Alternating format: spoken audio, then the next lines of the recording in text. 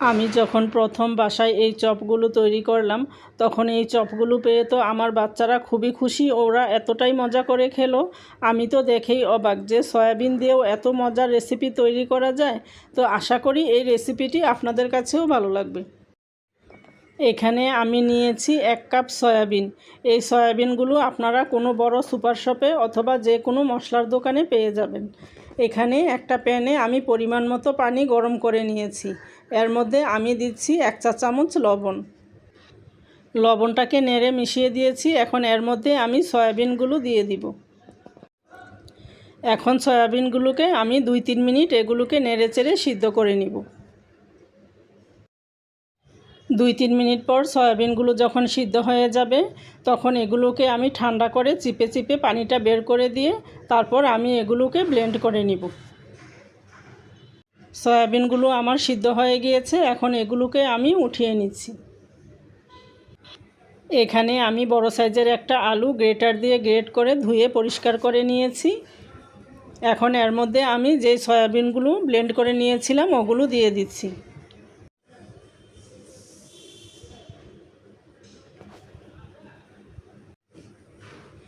এখন আমি এখানে দিচ্ছি 1 চা চামচ আদা রসুনের গুঁড়া, তার সাথে দিচ্ছি পরিমাণ মতো লবণ, আর দিচ্ছি 1 চা চামচ মরিচের গুঁড়া, তার সাথে দিচ্ছি 1 চা চামচ চাট মশলার গুঁড়া, 1 চা চামচ দিয়েছি ভাজা জিরার গুঁড়া। এখানে আমি 2 টেবিল চামচ পেঁয়াজ কুচি, 2 টেবিল চামচ ধনেপাতা কুচি আর 1 টেবিল চামচ কাঁচামরিচ কুচি এগুলোকে আমি এখন এর মধ্যে দিয়ে দিচ্ছি। এখন আমি সব কিছুকে একসাথে ভালো করে মেখে নিব। বাইন্ডিংয়ের জন্য এখানে আমি দিয়ে দিচ্ছি 2 টেবিল চামচ ভর্তি করে কর্নফ্লাওয়ার। এখন সব কিছুকে আমি আরেকবার ভালো করে মেখে নিব।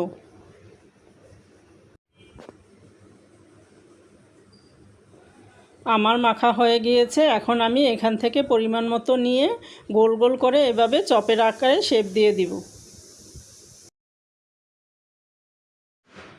সবগুলো আমি এভাবে তৈরি করে নিয়েছি। আমি একটু বড় করে তৈরি করেছি, আপনারা চাইলে একটু ছোট সাইজ করেও তৈরি করে নিতে পারেন। এখন এখানে আমি নিচ্ছি 2 টেবিল চামচ ভর্তি করে কর্নফ্লাওয়ার, তার সাথে আমি দিব অল্প একটু লবণ। এখন পরিমাণ মতো পানি দিয়ে আমি একটা ঘন ব্যাটার তৈরি করে নিব।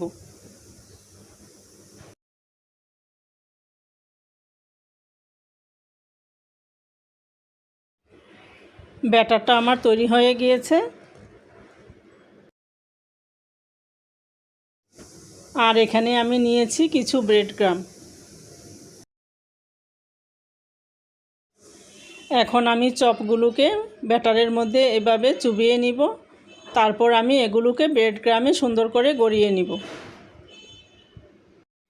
একটু আলতো হাতে চেপে চেপে আমি ব্রেড ক্রাম্বের মধ্যে চপগুলোকে সুন্দর করে কোট করে নিব। এইভাবে করে সবগুলোকে আমি তৈরি করে নিব। এখন আমি ভাজতে চুলায় চলে যাচ্ছি। এখানে আমি একদম লো আঁচে তেল গরম করে নিয়েছি। এখন এর মধ্যে একে একে করে আমি সবগুলো চপ এর মধ্যে দিয়ে দিব। এই চপগুলো ভাজার সময় চুলার জালটা একদম লোতে রাখতে হবে, কারণ এখানে আমি কাঁচা আলু দিয়েছি। আলুটা যেন সুন্দরভাবে সিদ্ধ হয় সেদিকে খেয়াল রাখতে হবে। ধৈর্য ধরে একটু 4-5 মিনিট সময় নিয়ে উল্টে পাল্টে আমি এগুলোকে ভেজে নিব।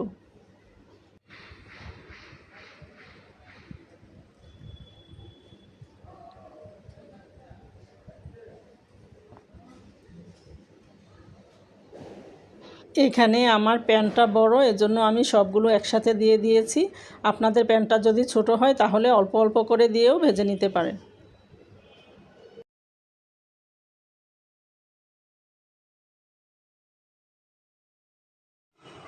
চপগুলো আমার তৈরি করা হয়ে গিয়েছে। এখন আমি এগুলোকে উঠিয়ে নিব। চপগুলো উঠিয়ে আমি একটা টিস্যু পেপারের মধ্যে নিয়ে নিব যেন এক্সট্রা তেলটা ঝরে যায়। সবগুলো আমি এভাবে উঠিয়ে নিচ্ছি। এখানে আমি একটা সস তৈরি করে নিব। এখানে আমি দিয়েছি 2 টেবিল চামচ মেয়োনেজ, তার মধ্যে আমি দিব 1 টেবিল চামচ টমেটো সস দিয়ে এখন ভালো করে মিশিয়ে নিচ্ছি।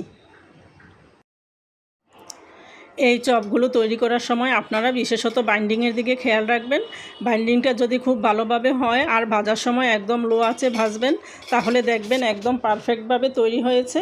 এভাবে চাইলে আপনারা তৈরি করতে পারেন। আশা করি আপনাদের কাছে ভালো লেগেছে। সবাই ভালো থাকবেন। আল্লাহ হাফেজ।